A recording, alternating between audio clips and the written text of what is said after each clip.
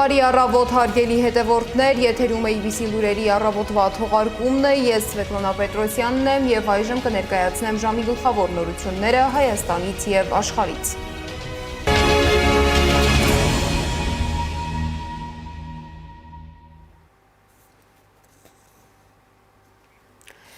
Եվ այսպես հայ գերիների վերադարձի գործընթացն իրականացվել է Հայաստանի և Ադրբեջանի միջև հաստատված խաղաղության գործնական արդյունքով, հաղորդում է Ազգային անվտանգության ծառայությունը։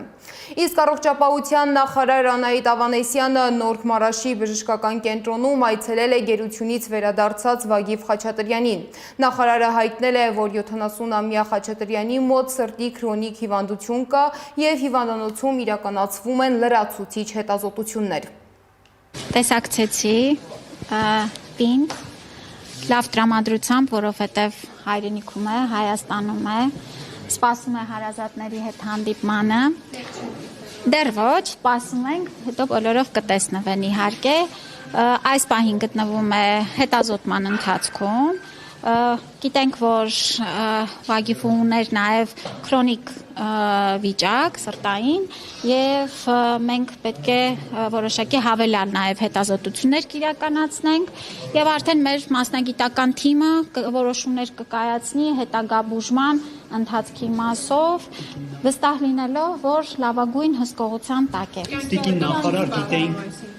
Մենք նման այս պահին իրավիճակ չունենք, նորից եմ կրկնում, կարիք կա հավելյալ հետազոտություններ անցկացնելու, քրոնիկ վիճակի հետ կապված բուժման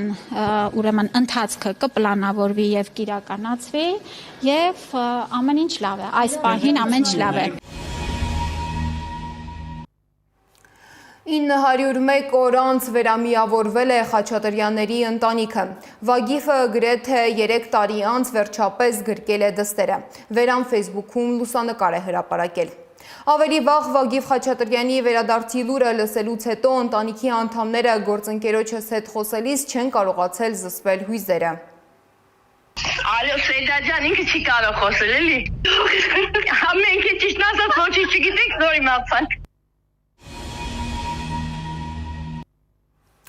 Վագիվ Խաչատրյանի հետ Ադրբեջանն ազատ է արձակել Գևորգ Սուջյանին, Դավիթ Դավթյանին և Վիգեն Էուլջեքչյանին։ Վիգեն Էուլջեքչյանի կինը Լինդան գործընկերոջը զանգից հետո է իմացել, որ ամուսնուն ազատել են։ Լինդան այսօր գալիս է Հայաստան։ Եթե ճիշտ եք ասում, ուրախությունից հիմա սիրտս կկանգնի։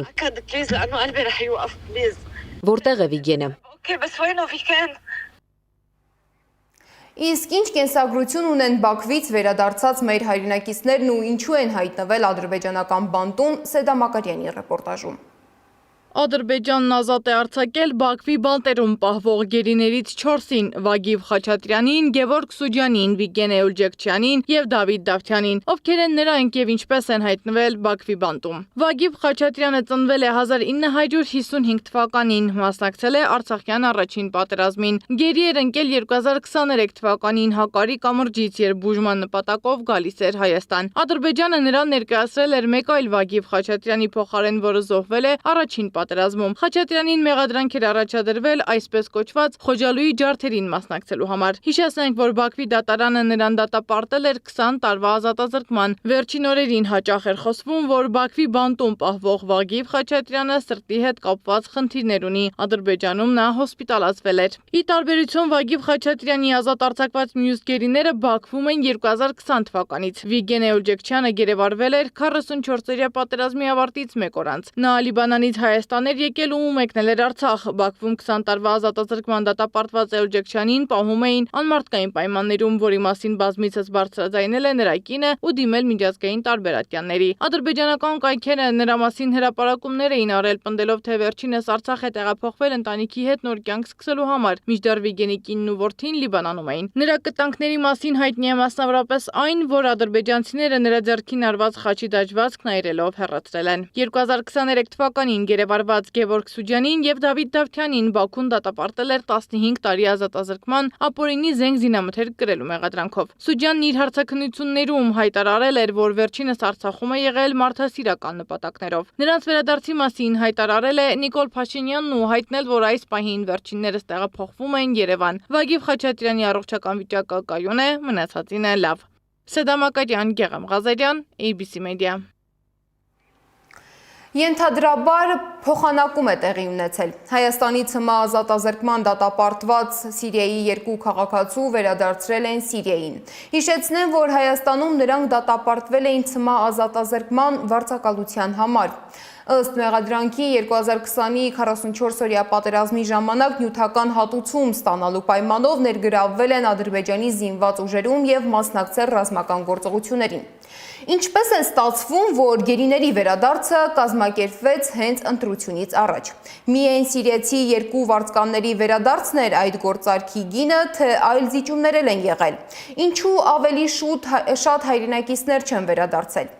Հայ գերիների վերադարձը ուրախալի է, բայց իրավապաշտպան Սիրանուշ Սահակյանի գնահատմամբ անընդունելի է, երբ այն կատարվում է գործարքների հիման վրա։ Նրա խոսքով, եթե հայկական կողմը ճիշտ բանակցեր, հնարավոր կլիներ ավելի շատ գերիներ վերադարձնել հայրենիք։ Իրավապաշտպանի տվյալով այսօր Բաքվի բանտերում շարունակում է մնալ եւս 19 հայ գերիներ։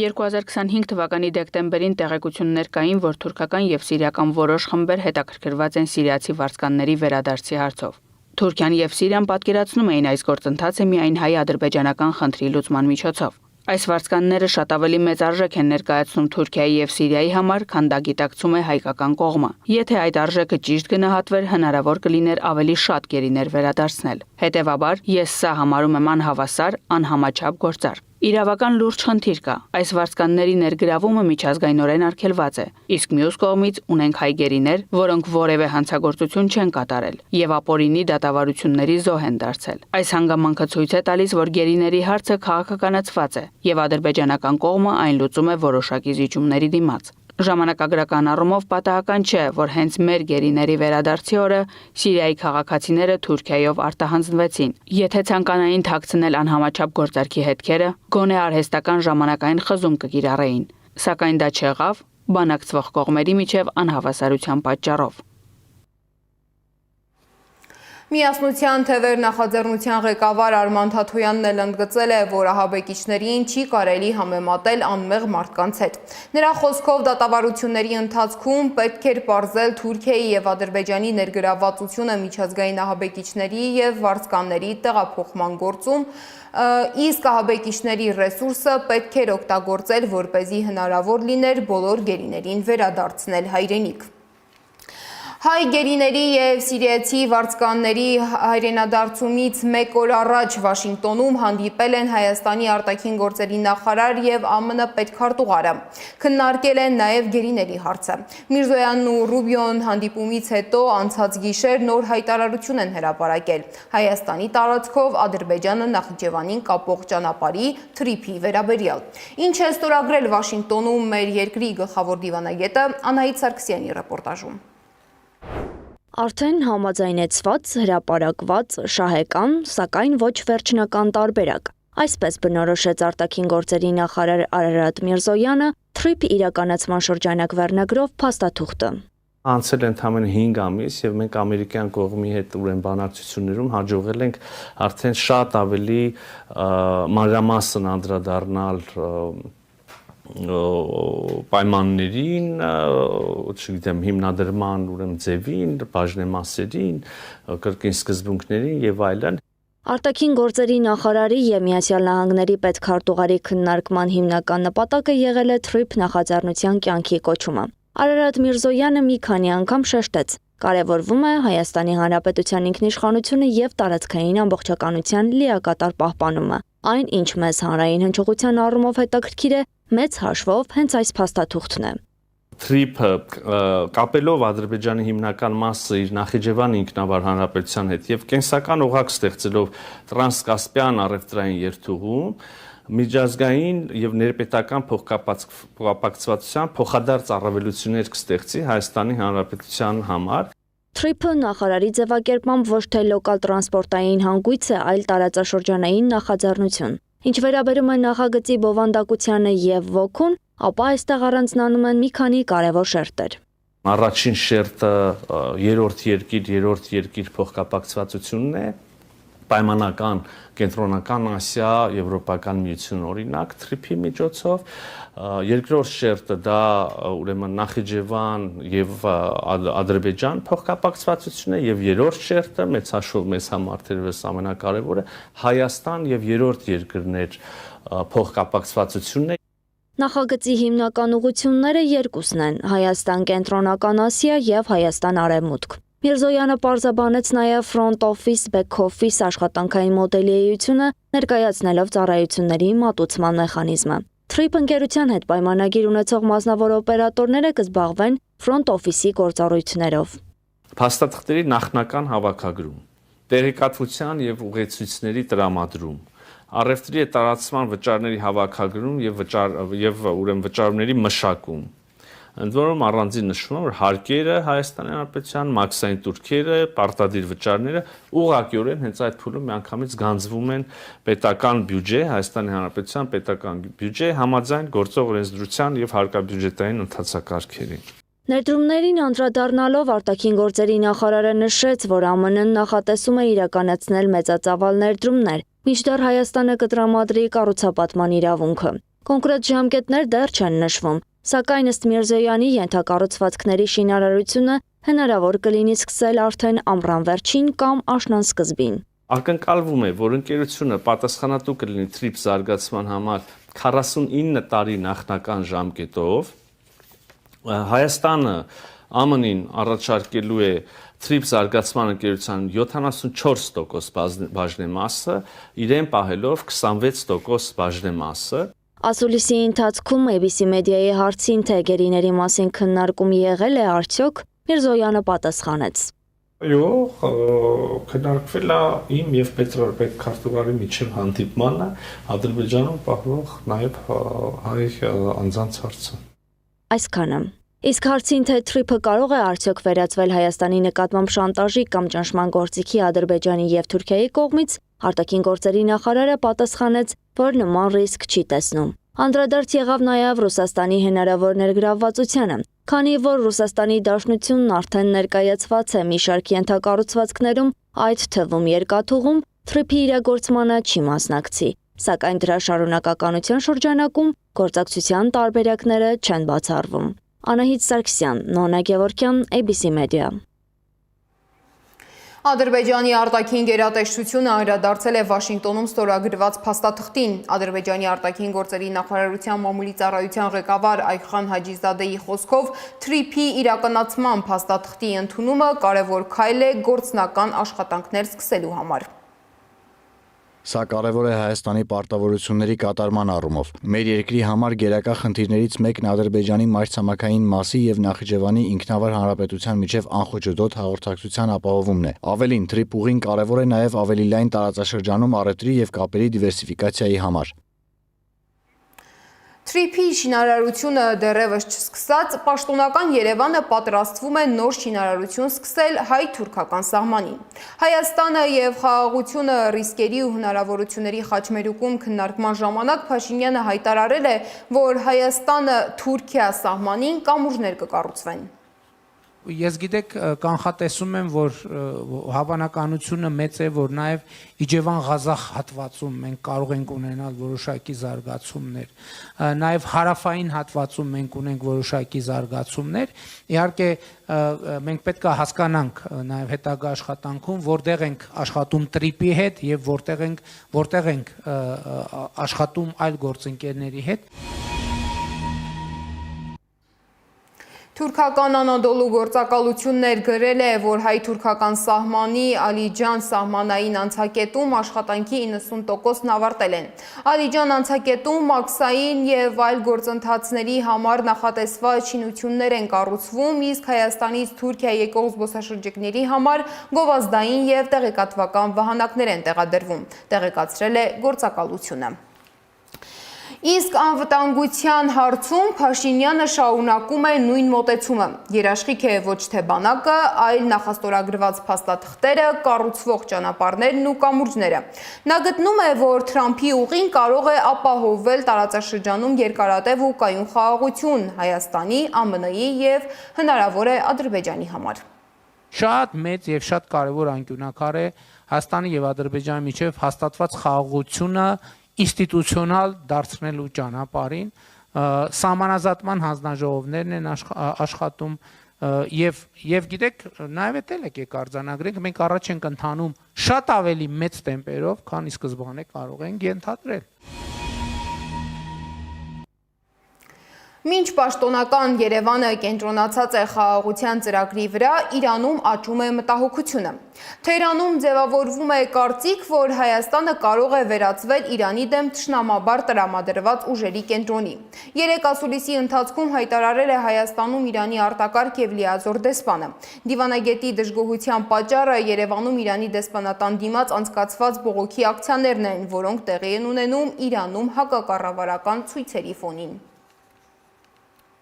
Մի խումբ մարդկանց կանաչ լույս է տրվում գալ Իրանի դեսպանատան դիմաց, որոնք շատ անհարգալից ու վիրավորական արտահայտություններով են հանդես գալիս, եւ ի հեճուկս մեր բողոքի այդ գործընթացը շարունակվում է։ Մենք ամենադժվար պահին կանգնել ենք Հայաստանի ժողովրդի եւ կառավարության կողքին։ Օրինակները շատ են։ Մենք այսօր ծանր իրավիճակի մեջ ենք եւ այն իրադարձությունները, որ այսօր տեղի է ունենում Իրանի դեսպանատան դիմաց, կմնա Իրանի ժողովրդի պատմական հիշողության մեջ։ Կարծում եմ շատ հստակ ասացի։ Տարին սկսվելուց 2 շաբաթ չանցած Պաշտպանության նախարարությունը երեկ հաղորդեց, որ հայտնաբերվել է զինծառայող Վահան Պետրոսյանի դին հրազենային վնասվածքով։ Հիշեցնեմ, որ նախորդային նախարարը ամփոփել էր անցած տարին, պնդելով, թե բանակում հաջողվել է զգալիորեն կրճատել ծառայության հետ կապ չունեցող մահերի թիվը։ Թեև Պապիկյանը երեկ հաղորդել էր, որ ծառայության հետ կապված անցած տարվա ընթացքում արձանագրվել է 6 մահ, իրավապաշտպանների տվյալներով իրական թիվը գրեթե 3 անգամ ավելի մեծ է՝ 19 դեպք։ Ինչ հանգամանքներում է տեղի ունեցել երեկվա ողբերգությունը կամ կասկածյալներ, մեղադրյալներ, դեռևս պարզ չէ։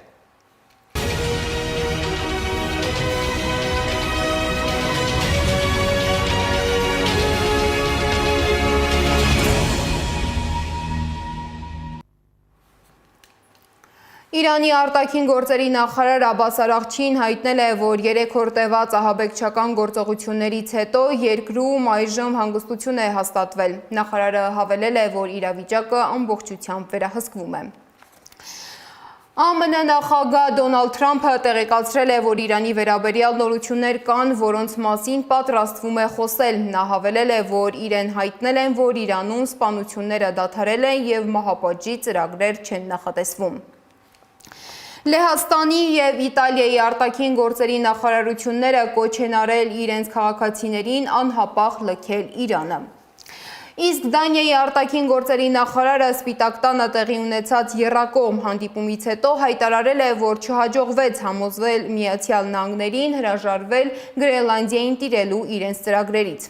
Նա ընդգծել է, որ Դանիան պատրաստ է ավելին անել իր ռազմական կարողությունները ամրապնդելու համար։ Նախարարը նաև հստակ նշել է, որ Դանիայի եւ Գրենլանդիայի տարածքային ամբողջականության խախտումը անընդունելի է, իսկ ներկայում ոչ Ռուսաստանից, ոչ Չինաստանից վտանգ չկա։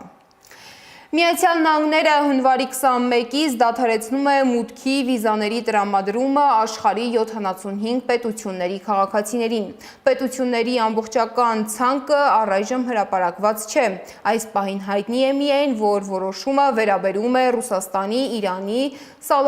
Սոմալիի եւ Բրազիլիայի քաղաքացիներին։ Եվ վերջում եղանակի մասին։ Հայաստանի որոշ շրջաներում սպասվում է ձյուն, լեռնային առանձին վայրերում բուք։ Օդի ջերմաստիճանը հունվարի 15-ից 16-ը աստիճանաբար կնվազի 6-ից 9 աստիճանով։ Մայրաքաղաքում այս պահին ձյուն է տեղում։ Այսօր ցերեկը սպասվում է 0-ից 2 աստիճան տաքություն, իսկ երեկոյան 4-ից 6 աստիճան ցուրտ։ Այս ժամի համար նախատեսել ենք այսքանը, շարունակեք հետևել մեզ YouTube-ում, Facebook-ում, Telegram-ում, WhatsApp-ում, Instagram-ում ու TikTok-ում կամ այցելեք մեր պաշտոնական կայք www.abcmedia.am։ Ես Սվետլանա Պետրոսյանն եմ, շնորհակալություն ուշադրության համար։ ABC լուրերը թարմնորություններով եթերում կլինի ժամը 12-ին։ Կհանդիպենք։